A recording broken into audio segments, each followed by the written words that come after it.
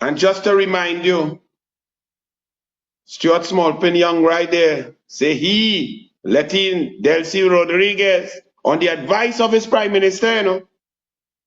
But listen to what Rowley was saying back then. Just let me remind you of the dishonesty of Keith Christopher Rowley. Run it. Delcy Gate.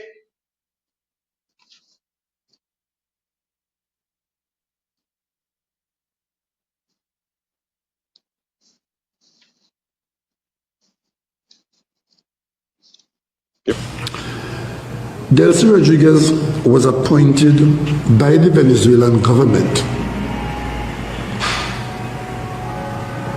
to head the COVID response in that country on the 12th of March. Oh yeah, no, sorry, that's our day. That's our first 12th of March, our first COVID. It was on the 27th. Yeah, she was appointed on the 27th of February. And I left this country and I went abroad. I think I traveled on the 1st of March. Minister Young traveled with me and got back here on the 4th of March. As soon as he got back here, before I got back here, this appointment of Delcy Rodriguez as the head of COVID had taken place the week before. She requested to meet with Trinidad and Tobago. When I got back here on the 10th of March from Ghana, I met this request. A request made a week after she was appointed to the COVID team. The request was made to Minister Young, who brought it to my attention when I got back here. I agreed to meet with her. She came here on the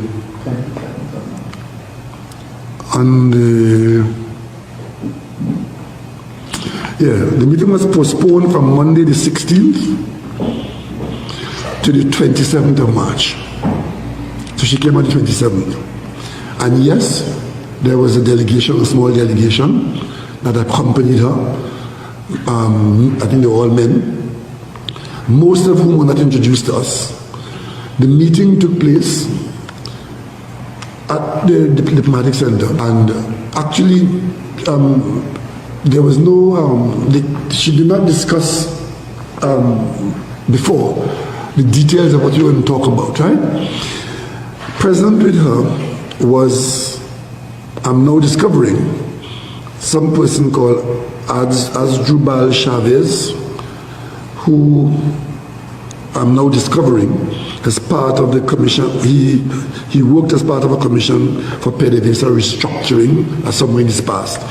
Nobody in that meeting was introduced to us as president of PDVSA. Nobody. And I can confirm now that at that meeting on that day, there was no president of PDVSA there. Good morning, everyone. Chester Sembrano, Guardian Media. Morning. My question to Minister Young is, in the interest of the transparency that you spoke of, would the government now be willing to make public the minutes of that meeting with the Venezuelan president and Mr. Chavez, so the country could see what exactly Mr. Chavez's role and contribution was in that meeting? Thank you very much, Mr. Sembrano. Mr. Sembrano, as I indicated, it was the Executive Vice President of Venezuela. The Prime Minister has spoken about what took place in that meeting. It was only 5 persons in the room. There are no minutes of the meeting. What we discussed was matters related to COVID. We discussed the Venezuelan population in Trinidad and Tobago. We asked how was COVID being managed in Venezuela. There was even an offer of test kits from Venezuela to Trinidad. We said no thank you, because they have a much larger population and a lot of restrictions on them. Mr. Chavez was quiet in the meeting, and as I say, at the time it wasn't even known what Mr. Chavez's role was. He subsequently became the president of PDVSA a month and a day later. At that stage, it is a prime minister, a minister of foreign affairs, a minister of national security, the executive vice president of Venezuela, and someone who was on a commission for the restructuring of PDVSA in a meeting discussing COVID. No one was sitting down writing notes or minutes to present. I have given you the information as to what was discussed, as has the prime minister. In 2016, we began in earnest pursuing Dragon. The first thing we did, as you do in these arrangements, is sign a government-to-government agreement. We signed one with the government of Venezuela. For the first time, they were prepared to export gas out of the Dragon field. but we could not pursue the deal because the operators, Shell, would go nowhere near it because of fear of sanctions. We did not give up. We very quietly came up with a strategy that we implemented as soon as possible, a change of administration in the United States, all of the time maintaining our relationship with Venezuela. When we were in the middle of COVID and our borders were closed, and the vice president of Venezuela, who remains the vice president today, Delcy Rodriguez, wrote to us diplomatically and said, I would like to come to Trinidad and Tobago. And I, as the Minister of National Security, on the advice of the Prime Minister, allowed the Vice President of Venezuela to come to Trinidad and Tobago. Now, those are two of the most powerful individuals in your country. Keith Christopher Rowley, the Prime Minister, and Stuart Small-Pin Young, his Capax liquor and Minister of Everything and going everywhere to cut deals all over. Those are the people who control your money, your resources, who are in charge of your lives. Did you listen? Just look at them and listen. I don't need to say anything more. And I have many more images to show you, because Astrobal Chavez is all kind of Citgo. He is Maduro. He is Wilmer Ruperti. He's been involved in PDVSA. He's been a minister of energy in Venezuela since 2002 under Chavez. Citgo, there's right now in the USA. Citgo, which is the Ruperti, which is the Venezuela oil gas company, is now in court, and an executive is being charged in the US for money laundering for a drug trafficker up in the States, ex-Citgo CEO, drug trafficker, money launderer. And these people are in charge, and Rowley's negotiating with them.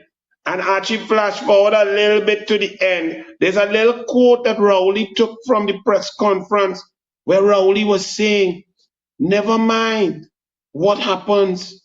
Never mind the moral issues, the ethical issues, the dictatorial issues or tendencies, the disrespect, right? I have a problem to read that now, Archie, but I will try because I have a square here with me here, Right, thank you. Yes, go down lower and then you'll come up. Go down about right there and then you'll come up. Rowley said, despite this advice, right? Despite the advice that Maduro was attacking Guyana in the most vile manner, disrespecting the international court, Rowley said, despite this advice, he will put his best foot forward and continue a working relationship with Maduro. There's a place for trust in dealing with leaders, international officials, and there's a place, go Apache, for doing business. And they're not really qualifying me as any expert in mental health or truth bar. What I can tell you is that Trinidad and Tobago's position is that we maintain good, honest, and direct relationship with our neighbors, including Venezuela, and we conduct ourselves on certain principles, he said. Keith Christopher Rowley is telling you, never mind what Maduro does. Never mind what Delcy does. Never mind how they attack Venezuela, how they attack Guyana. Never mind how they disrespect and ignore the International Court of Justice, the UN Charter, the OAS. Never mind what their position is. Never mind how oppressive. Never mind how dictatorial. Never mind that Astrobal Chavez and Citgo and Wilmer Ruperti have been caught with Trafigura PTE in over 7 different countries for corrupt actions. Never mind that Delcy and Maduro were convicted, indicted narco-terrorists and terrorizers, oppressors of democracy. Never mind that. If it have deal to cut, Rowley go in and cut that deal.